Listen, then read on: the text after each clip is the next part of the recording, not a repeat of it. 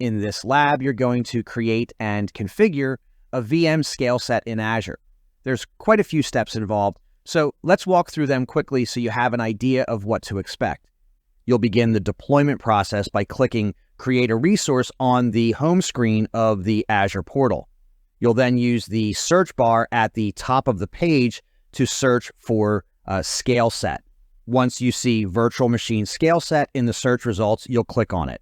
When the Virtual Machine Scale Set page opens, you'll click Create to start building a new scale set.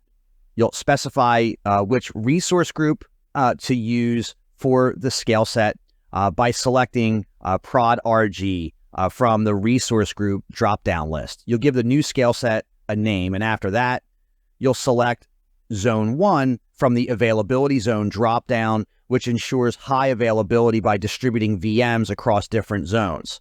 You'll then configure the security options by selecting Standard from the Security Type drop-down. This provides basic security features suitable for the lab. After that, you'll scroll down and select Autoscaling to configure how the scale set will automatically scale based on demand. You'll click Configure to set the parameters, and then edit the default condition by clicking the pencil icon. Here, you'll set both the initial instance count and minimum instance limit to 1, ensuring there's always at least one instance running. You'll also set the maximum instance limit to 3, allowing the scale set to scale up to 3 instances. Next, you'll configure the autoscale rules by setting the CPU threshold greater than value to 75%, meaning the scale set will scale out when CPU usage exceeds 75%.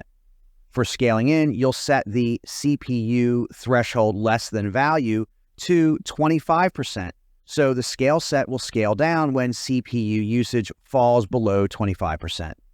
You'll then save the auto-scaling configuration by clicking Save. Afterward, you'll configure the scale-in policy by selecting Default, which removes instances based on typical load balancing patterns. Once you've saved the policy settings, you'll select the size of the VMs for the scale set. Next, you'll supply an admin account name in the username field, and you'll set a password in the password and confirm password fields. Afterward, you'll click Next Spot to view spot instance options, and then you'll proceed to Next Disks. In the Disks section, you'll attach a data disk to the VMs by clicking Create and Attach a New Disk, adjusting the disk size to 8 GB and setting the performance tier to P10.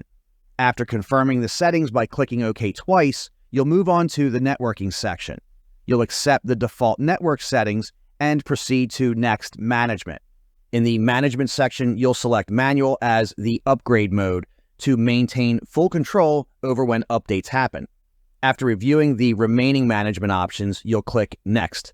Health to configure health monitoring, accepting the defaults. In the Advanced section, you won't need to configure any options, so you'll proceed to Next Tags. Since no tagging is needed, you'll move on to Review and Create to review all your configuration settings. Once you've reviewed everything, you'll click Create to start deploying the virtual machine scale set. You'll wait for the deployment to complete, which may take a few minutes.